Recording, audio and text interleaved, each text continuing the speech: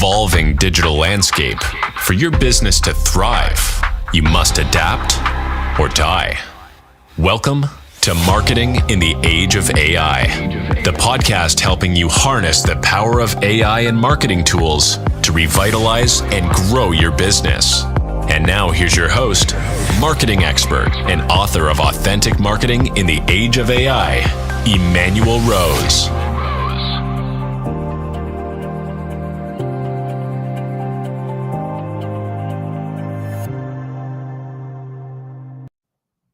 Welcome to Marketing in the Age of AI.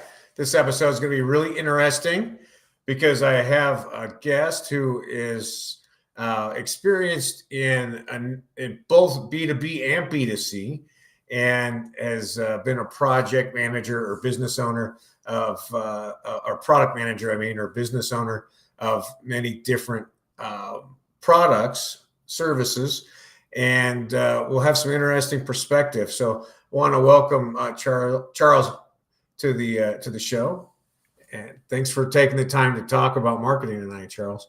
I'm excited about this. It's a pleasure to be here, Emmanuel, and we hang out with some pretty nefarious folks. Sort of how this came to be, but I actually talked to Patrick and Jonathan earlier today, so appreciate them bringing us together, and it's a pleasure to be here.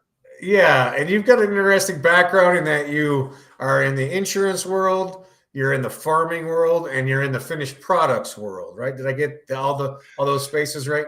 Pretty close. I've hung the farmer hat up temporarily. I like to tell myself just so many hours in the day, but yes, it's I've got a fairly large pond, although it's shallow in most spots. But yeah, I the insurance now, gosh, combined over 20 years, both personal and commercial side, and yeah, we launched the consumer products brand in January of 22. So yeah, so very exciting.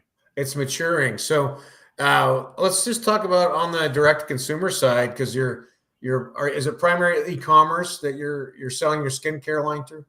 All e-commerce with a handful of just looking at wholesale sort of brick and mortar situation. We have a very high education product, and so it doesn't fit necessarily well into snippet ads or anything like that, and so I don't feel comfortable putting necessarily my product in the hands of a retail store without a very deep immersion into sort of the how and why and what of our brand. And so, yes, I would say 99% of our traffic and sales come through our e-commerce platform. And how are people finding you to transact, excluding the people who you're talking to or you're sending there? How are the true prospective customers finding you guys?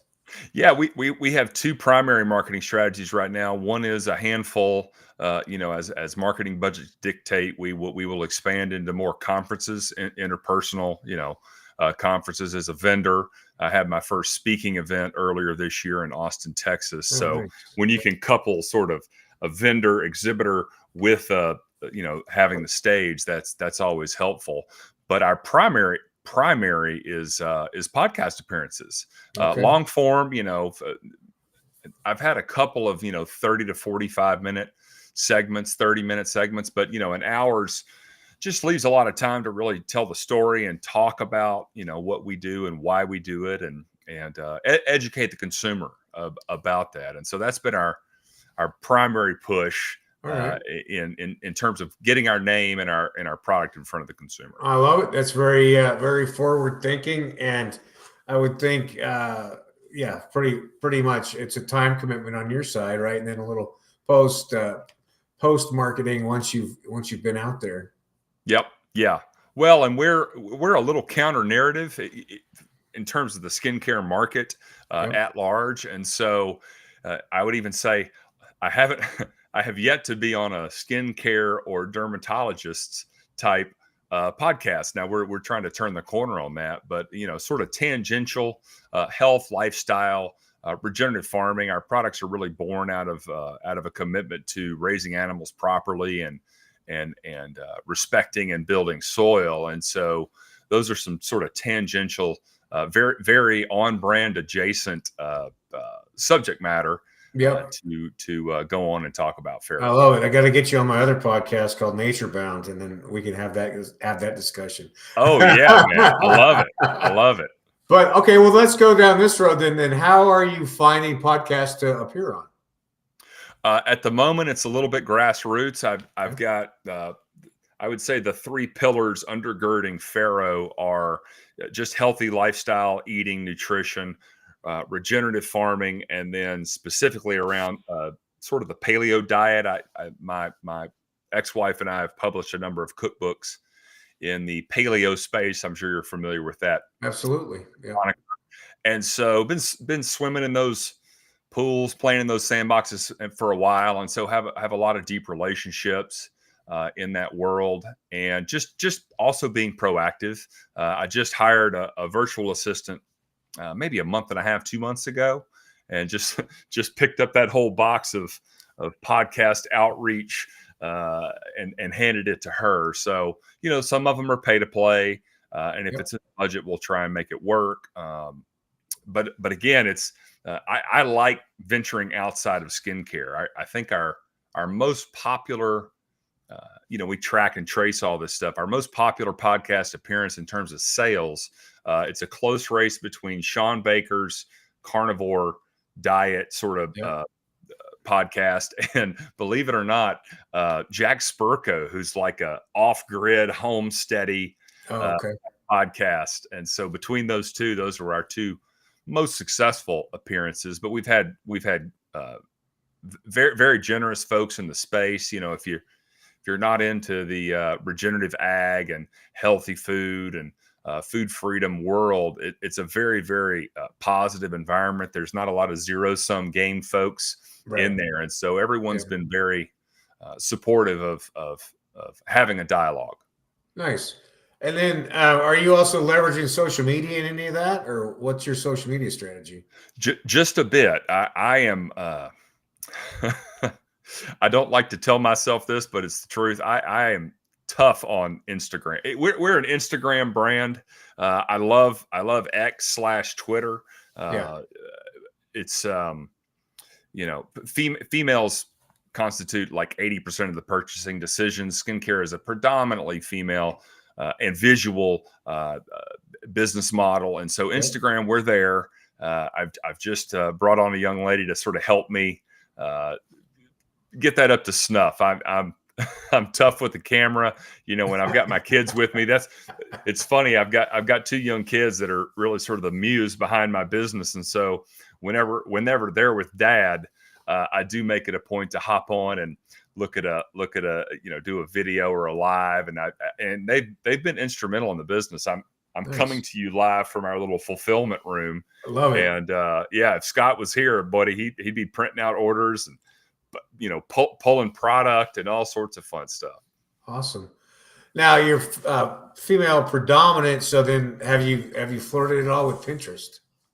I have not. At some point, that's one of those, it's like TikTok as well. It's one of those that me trying to get on Pinterest and do anything of value is a waste of time. Yeah. And so at some point we'll find an affiliate or some mom that really loves Pinterest that wants to sort of, join hands and collaborate with us on doing that. Again, it's so funny. It's a very high education product. And so maybe I'm shooting myself in the foot a little bit, but I need that long form until we get more traction.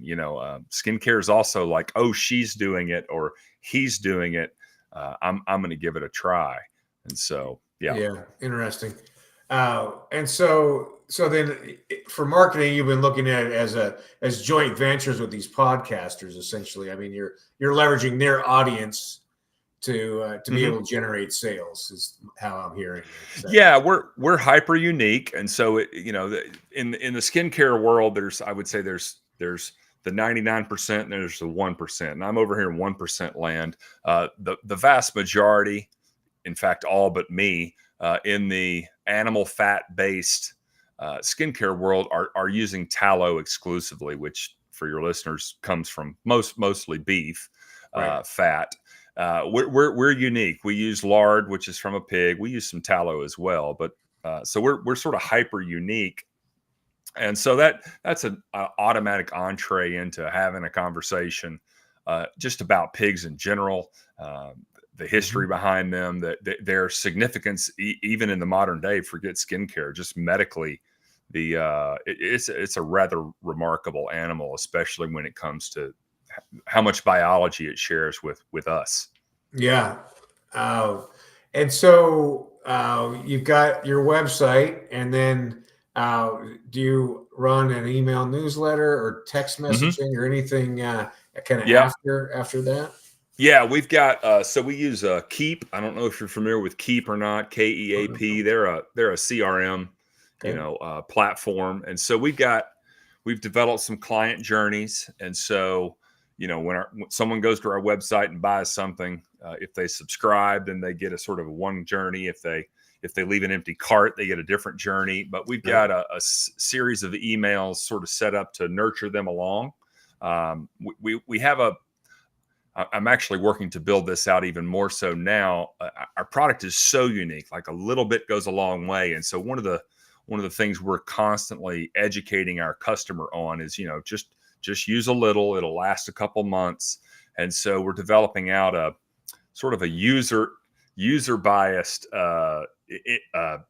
experience. So partnering with some of our customers, sending them some free product, give us a video, show us how you use the product. So when that product is purchased, then an email comes out with some links, click on this to see how, Jane or Billy or so-and-so uses, skin food or face food or whatever. And then we do I wouldn't call it a newsletter. So we call it long-term nurture. And so just a quick email every couple weeks. Hey, here's what's going on. Keep people sort of interested. Again, we're still very young. Yeah. And so, and candidly, that's the part I enjoy the most, is really sharing this journey. It's been kind of wild and crazy, and will probably be that way for a while. Well, what does it look like as far as product development? What's on your horizon in the near term? You have any new products coming out? We just launched. Actually, you can see them stacked up behind me. We just launched a soap. Okay. Actually, a triple, three different soaps. I'm working on, a couple of different products right now. We've got sunscreen's very big. I don't necessarily use it. If you're over here in sort of carnivore, paleo world, you understand that you maybe just don't need to use it. But there is a cleaner way to make sunscreen. Just as effective, less toxic, and so we're working on one of those. I'm actually I can't talk too much about it, but we do have we're about to do a really interesting adjunct to our current model, which is all handcrafted, full fat, high integrity creams. I mentioned sort of the 1% and 99%. So I am working on some products that sort of fit into the 99% world a little bit better. Love it. And, with hopes of maybe getting on some retail shelf. Our current products, Emmanuel, are not really, they're not designed to sit in a warehouse. They're not designed to, they're the pure real deal. And they're still alive when you ship them. They're breathing kind of, sort of. Yeah. And they melt, just for your listeners that want to understand. They're and you go to your local pharmacy and buy any product off the shelf. It's probably a year old. It's been sitting in a warehouse shelf. But also, if you leave it in your car and it gets warm, it's the consistency of that product doesn't change due to the chemicals and preservatives they do. So we're brainstorming a couple of different ways to candidly jump into that world in as clean a format and fashion as we can, but also bring the highest integrity, highest quality product we can too. Well, it's always fun to see where the market leads a company like this, and so be interesting to see what you come up with. And let's see what about, have you since you do have a background in health and fitness, are you in any health clubs? No, not yet. Okay. Not yet. You talking about with our product? Yeah. No, not we've had some discussions with a handful. I had one ready to roll out of Texas, and then something happened. But Yeah. no, one of the best feedbacks I get for our Epic Dermis product, which is the sort of a portable packable tube. I've sent it to a number of men, and I do a lot of playing around with kettlebells and barbells. It's the greatest thing ever to keep your calluses from getting too, bent out of shape, and just sort of keeping your hands in shape. And so, this is actually back to marketing. This is going to be one of our challenges moving forward. Is the skincare industry has fractionated.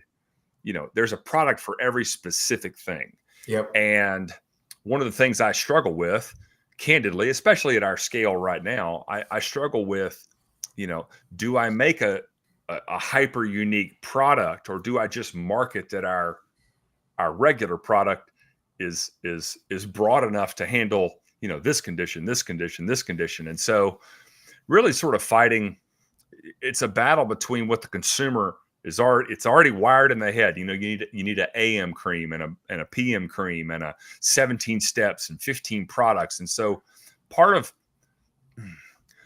our marketing and candidly our ethos is educating the consumer. It's just like the diet industry. They want you eating 12 small meals a day and weighing and measuring all of this stuff. And I'm not saying there's not utility in doing that. Right. But the vast majority of people just need to focus on clean ingredients, getting plenty of sleep, going for a walk. Fundamentals. That's right. The fundamentals. And I love the biohacking community. I'm a big fan. I like to hack just like everybody else, but everyone jumps over the basics to get to like the sexy stuff, I guess. And so that's part of what we're fighting. And hopefully, again, part of this education process, giving the consumer some better tools. Yeah, I love it. And so then, who have you entered into the influencer world at all? Do you have any people who are pushing you that way? A handful of small, I would call them small to mid influencers. One of the things we're transitioning or will be transitioning away from, currently our website, it's fantastic. And we probably are going to roll over to Shopify at some point. It's just, for consumer products brands, it is out of the box. Yeah. It's built for that. And so how you can then partner with your consumers from a referral standpoint, how you can build out affiliates in a much more robust way. And so we've got a handful of affiliates, but that's on our marker. It ties into the podcast appearance. If a host, if they're big enough and if they want to affiliate with us officially, then we will absolutely have that conversation. Yeah. Well, it's interesting. Because you're in a space that is a pretty competitive space, right? Certainly highly saturated. Yeah. Right. Yeah. And then, but you have this unique take on it. And so, from my perspective, the more that you can plug into the already existing habits, and like leave education those campaigns to secondary, and that way you can build your income stream with the products that you have in the already existing habits, and then you can start to turn them once they become clients or customers. Your marketing dollars will be a better one-to-one. You will get a better ROI, right, on direct sales. But it's an interesting take. So your CRM is what you're using for your email marketing, the key. Yeah. Yep. All right. And it's a robust. I mean, let me tell you one thing off the jump. Any technology that I'm using, I'm probably using like 20% of its capacity, which is one of the reasons I wanted to get on and talk to you.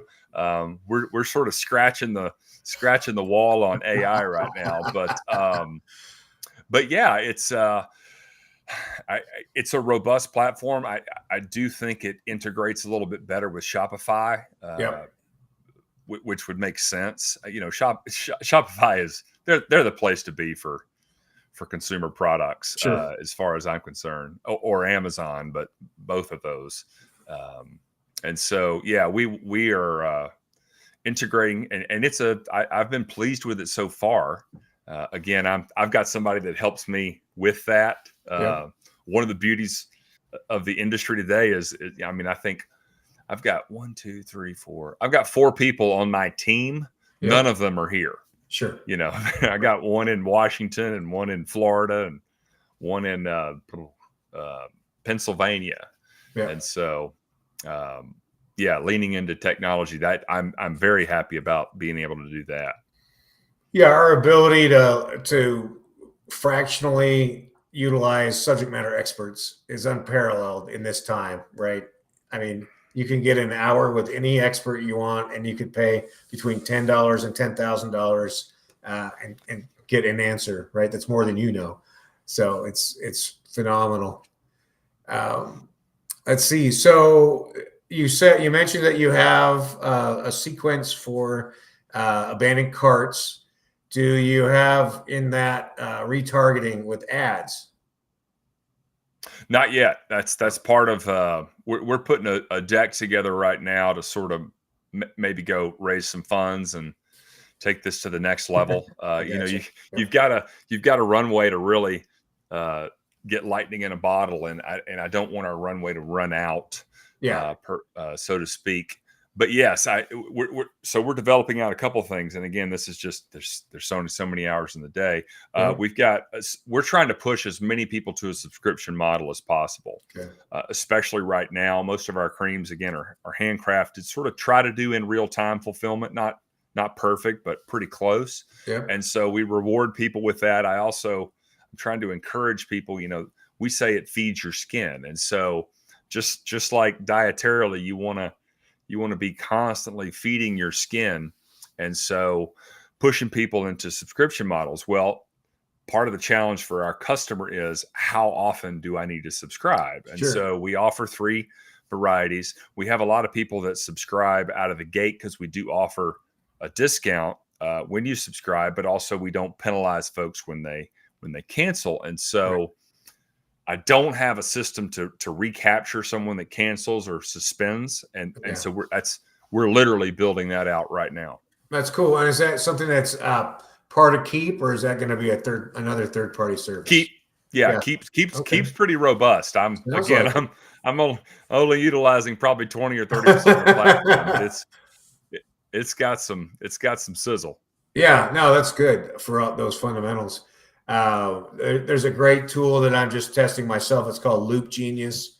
And that's what they're focused on, is in this retargeting through social media ads. And they have both an influencer option and then an AI generating content part of it also. So basically it's kind of a hands-off AI tool that you put your list in it, and they generate all these different options for you of ads. And so it's one that definitely has kind of leapfrogged beyond what some of the other retargeting softwares have done, because they're just starting out in AI rather than having to start from the beginning. So. Yeah, we I'm fairly new to the AI space. The power there is absolutely mind-boggling. I'm part of a men's sort of virtual group. We meet once a month, and a handful of the guys in this group are way out there on the cutting edge. And so they take me for swims in the deep waters of AI every now and then. Yeah. And I will tell you, so here's one area where I started with AI and I've actually backed out. So there's a platform called Get Munch. Have you heard of this one? No, I don't know this one. Okay, so it munches up. It uses AI technology to take I take this podcast and I'll upload it to YouTube and then throw it in Get Munch, and it will use AI to create 50 different clips of us talking, and then I can go in there and I have some editorial capacity, but my virtual assistant can take that same video and go through and with a little bit more human understanding and also clip it up. So she'll turn 3 minutes of talking into 75 seconds of a Instagram reel, right? Right. Yep. Whereas the AI, it can't do that because it doesn't have that clippable Okay. capacity. And so, Interesting. yeah. Now, on the marketing side and figuring out, I'm already playing with the idea at some point after we transition the website to building an AI driven skincare analysis. Sure. Love Based it. on our customer feedback. Do you have oily skin or this skin? Do you have, Yep. just coming up with 15, 20 questions and letting that tool guide them to the appropriate product and or sort of user experience Right. that's going to be best for them. So I'm super pumped about that. Yeah, that's a great use of it. Also, yeah, where you can actually just put yourself on camera and then say, "What do I need?" Right, That's and then right. that facial recognition and the machine learning or visual learning can spin that up for you. Um, there is a tool called Opus Clips. I don't know if you've tried that or not, but that's a nice one. And then Clipscribe is another one that I use that we use Okay. for that kind of clipping that you're talking about, and then adjusting titling and all those things, as well as then I was pulling it going to out take the notes. transcript. Well, yeah, I was going to take notes, and then I remembered I could just listen to this one again. And it'll be in the show notes on YouTube. There you go. And the first one you said was Loop Loop Genius is Loop Genius. Gotcha. And it's a great new tool. The CEO founder was on the show, and I've been testing it and working on ways to automate some lead gen sequences so that everybody who comes into the funnel gets retargeted with ads also on social on Meta. So Yep. That's where I see this stuff really taking off. I don't see, and again, I'm a novice, but I don't see the full integration between AI and a lot of these social platforms yet. I may be wrong, but well, there's still a lot of smoke out there, right? A lot of people speeding on their marketing license, talking about what's AI, and it really isn't. It's just software, but it's interesting software, but not necessarily AI. I think the dynamism of AI with current conditions is what it really is the value to the marketing world from my perspective, right? Like it's going to rain tomorrow, and then all of a sudden the ads come out to populate things that relate to rain. So that's a really simplistic example, but that's the direction that I think is valuable to us. And depending on the software, they've got between 3,000 and 10,000 data points per person to pull information on. So, that is a phenomenal resource as a marketer. As a human being who likes to buy things, I find that a little disconcerting because pretty sure I don't know 3,000 things about myself, so much less 10,000. Well, we're all struggling to be self-aware for sure. Yeah. But yeah, I think it'll be interesting and some sentiment analysis too, to be able to pull people who are into certain kinds of organic living or low cost living lifestyles of health and sustainability, and to be able to find social media comments that they make, and then that comment and that person isn't scrubbed into your lead file, and then that you're able to retarget or email or text that person. Those things are you're able to find those types of tools right now, that this live lead generation. So it's just starting. Like I was saying earlier, almost about a third of businesses are even implementing any of this. So to start testing it and participating is to your edification and the long-term value of your company. So. Well, and I will say I have used it again with the help of some friends. In terms of just general business strategizing, and I mentioned I'm putting this pitch deck together, and just asking it questions and getting a no nonsense sort of take on even writing, I haven't done this yet, but I've asked it for suggestions, subject matter for our newsletters and or our blogs on the website and all of that stuff. It is an amazing tool. I do think, and I'm committed to the human touch at the very least on the back end. It's funny. I've almost felt like I can identify an AI generated ad now, just because there's just no glitz or glam or human component to it. And so, it's one dimensional. I agree. There's not that spark of the human creativity yet. Yeah. Well, when it's there, we're in trouble, buddy. I got to tell you. Yeah. I'm going to be the guy that sweeps the floor and make sure the electricity stays on. Yeah. I will say this. I know I'm not farming right now, but one thing I have a great, we need more farmers. For your listener, I know that's not AI adjacent, but we need more farmers. We have a real situation in this country, and I would even say globally. And I can tell you that to raise animals right and to work with nature, there is no AI on this planet that can do that. Right. And so I've sort of joked and said, well, if everything goes to pot, when AI takes over, it won't be able to grow pigs like I can. So, we'll always have a need for healthy food. Indeed. Yes. Well, it's good. I appreciate your conversation and the candidness about where you're at with your business. And I think it would be fun to check in a 6 months or a year and see what kind of how things have changed for you. I always love to hear about product releases and what new products are on the horizon. So I'm looking forward to hearing about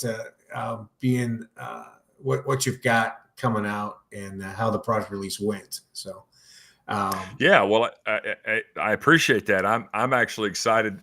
Again, we got to meet through some mutual friends, and I was intrigued by the opportunity to come on here. Again, I'm a novice at this stuff, but I do know that AI and its capacity, especially from a marketing standpoint, are going to be so instrumental. I would even say, given our customized, individualized, high integrity, high education product, I think it's an even bigger asset there. I think the commoditized side of the market, it's just gonna churn and burn that stuff. But I think it's a real leverage point, and I'm very much looking forward to adopting some new strategies as we move forward. Well, tell me how to get in touch with you if I wanted to find you online, Charles. Yeah, our website is Farrow, FARROW.life. Instagram is Farrow Skin, @FarrowSkin. We don't look like a traditional skincare company, so bear with us. We lead with the pig and the farm and all of those fun things. But those are the two best places to find us. I've got a LinkedIn account. I've got Farrow Life on X is probably another good spot you can find us, but just not super active on that platform, albeit we're there. And so, and my phone number's right there on the website, or if you want to send it, if you have a question, DM us or send us contact us. We'd love to answer any of your questions and certainly bring you along for the ride on our journey. Well, I appreciate that, Charles, and thank you very much for taking the time to spend with me this evening, having a conversation about your skincare line, and wish you the best of luck. And I'm looking forward to see what you guys produce. Thank you, Emmanuel. It's been a real pleasure. All right. Thanks.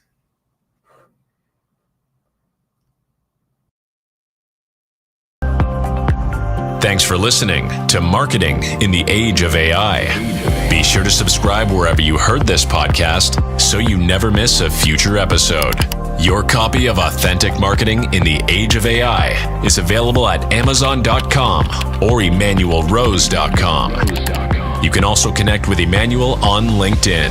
Thanks again for listening, and we'll see you next time.